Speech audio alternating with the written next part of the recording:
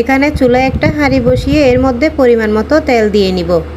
পেঁয়াজ কুচি দিয়ে দিব, দিয়ে ভালো করে নেড়ে নিব।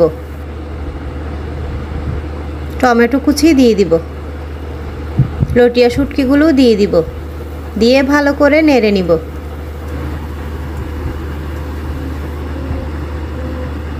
এখন এর মধ্যে মরিচের গুঁড়া দিয়ে দিব, স্বাদ মতো লবণ দিব, ধনে গুঁড়া দিব, হলুদ গুঁড়া দিয়ে সামান্য পানি দিয়ে কষিয়ে নিব।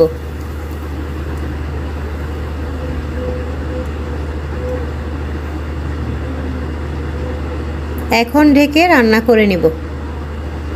তেলটা উপরে চলে আসলে আরেকটু নেড়ে এর মধ্যে কেটে রাখা আলুগুলো দিয়ে দিব।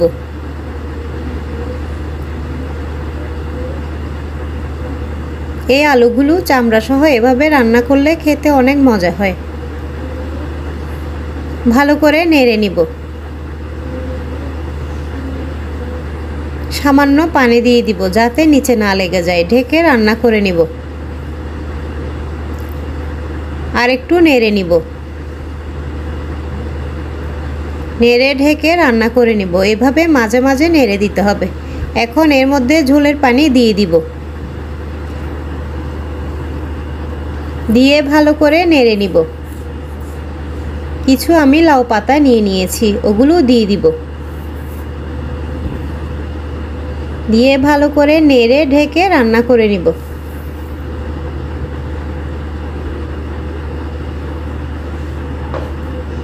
এবার এর মধ্যে ধনেপাতা কুচিগুলো দিয়ে দিব, ঢেকে রান্না করে নিব। আমার শুটকির আলু রান্নাটা হয়ে গিয়েছে। রান্নাটা কেমন লেগেছে কমেন্ট বক্সে জানাবেন। সবাই ভালো থাকবেন। আল্লাহ হাফেজ।